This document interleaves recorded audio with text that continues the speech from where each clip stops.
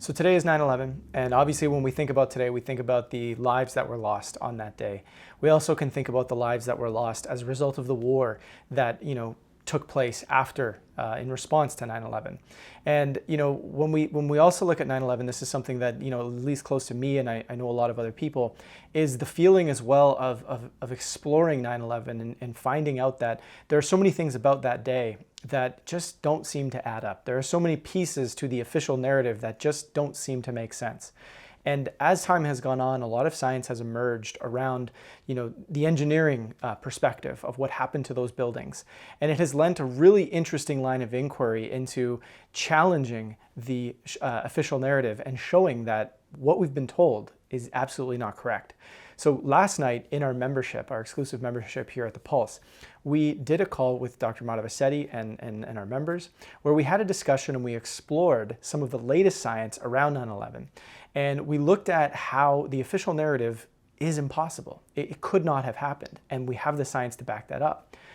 Through that discussion, we explored a lot of really interesting pieces. And I'm going to show you a clip right now from that particular members call that kind of is some of the key takeaways from the call last night. Now, of course, you can watch this entire replay in our membership. We usually do about 2 or 3 of these types of live calls every single month. So if you want to participate in these types of calls in the future, consider becoming a member. There's going to be a link in the description below.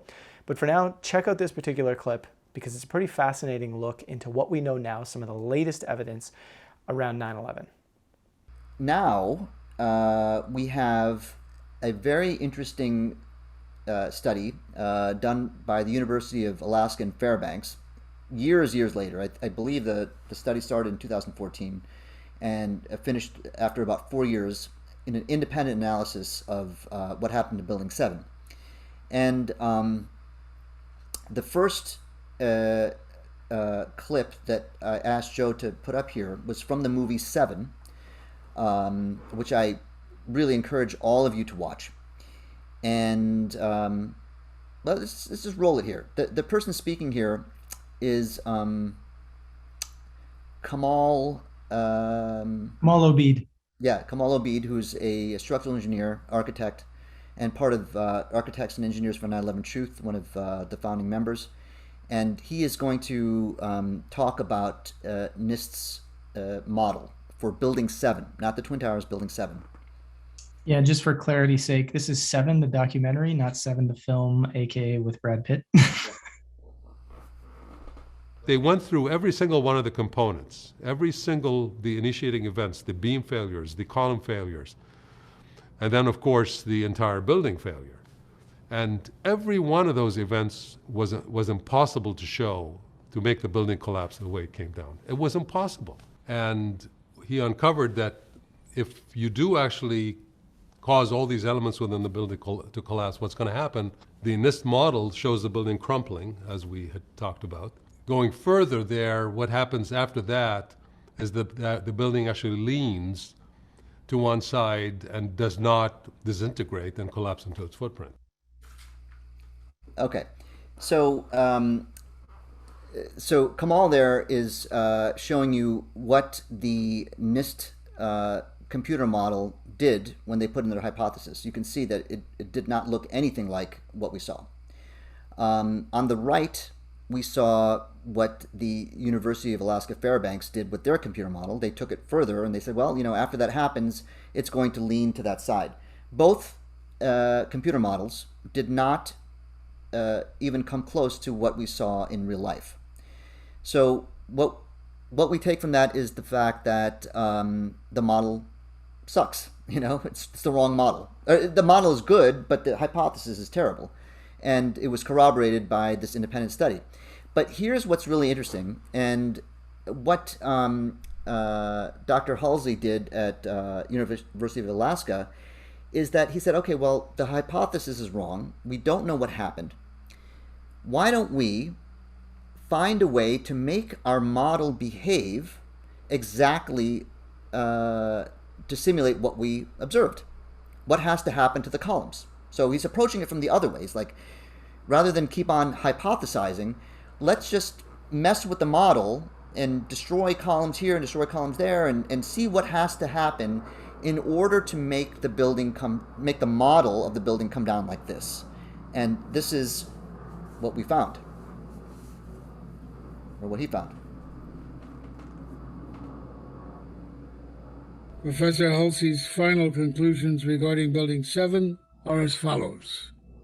The principal conclusion of our study is that fire did not cause the collapse of WTC-7 on 9/11. Contrary to the conclusions of NIST and private engineering firms that studied the collapse. The secondary conclusion of our study is that the collapse of WTC-7 was a global failure involving the near simultaneous failure of every column in the building. The simultaneous failure of all core columns over 8 stories, followed 1.3 seconds later by the simultaneous failure of all exterior columns over 8 stories, produces almost exactly the behavior observed in videos of the collapse, whereas no other sequence of failures that we simulated produced the observed behavior. So what does that really tell you? It really tells you that all those interior columns came out at once. At once. The exteriors also, a few seconds later, came out at once, giving you free fall, which comes down, straight down. No thermal expansion, no girders walking off their seat. Sever the columns over 8 stories, and the building comes straight down. Our take-home message today is that the reason for the collapse of World Trade Center 7 is no longer a mystery. It fell because thermal expansion, a phenomenon not considered in current building design practice, caused a fire-induced progressive collapse. Okay.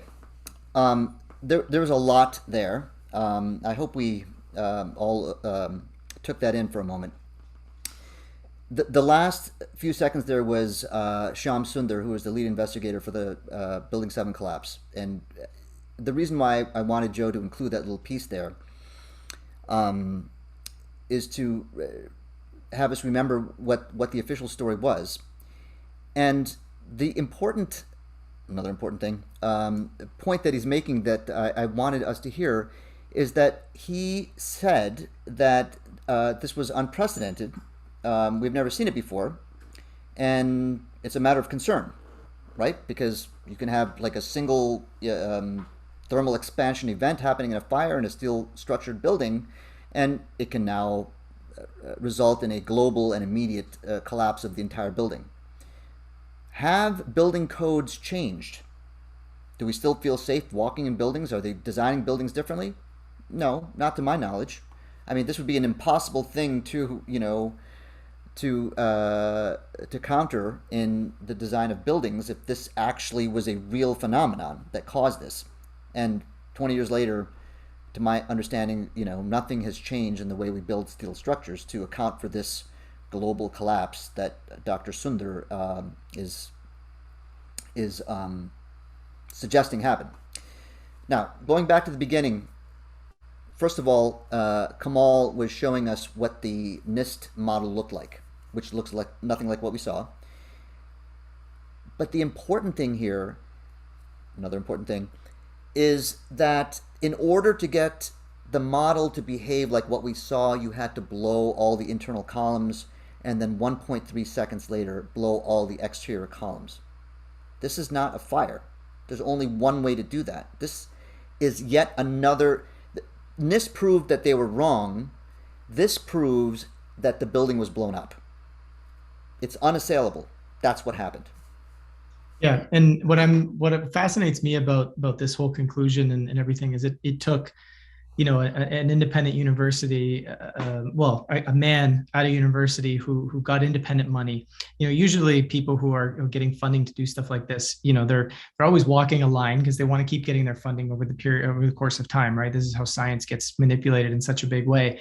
And, I'm fascinated by, you mentioned that this Alaska Fairbanks study, we've been following it since 2014, and every single time that they had updates, we'd report on it. And then, some of these latest conclusions of, this absolutely, could not have fallen from fire. We've arrived at this final point. It's like nobody's even trying, no scientists are standing up to challenge them. The mainstream media is not touching it. Nobody's really looking at this, which is, one of the biggest stories we've ever seen in our entire lives, aka 9/11. And somebody has produced something that proves the two things you just said, which are massive, which is, we know that the NIST model cannot be correct, and we know that the building had to have been blown up. And, it's like, it's crickets. It's like, it's water under the bridge. 9/11's gone. It's over. It doesn't matter.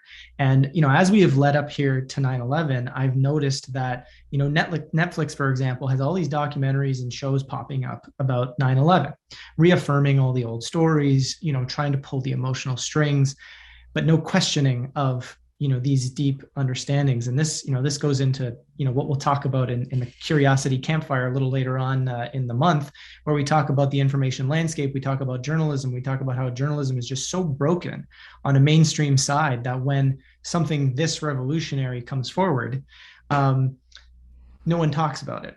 And the last thing I'll say before I throw it back to you, when we start getting into some of your interactions with other MIT grads when you started to explore this stuff, is essentially, let's just go into that. I'll save that for later, because we'll get into the newspaper, which is essentially, I hope you have it handy, because this is, oh my gosh, I don't. This is one of my favorite things that we got to get to.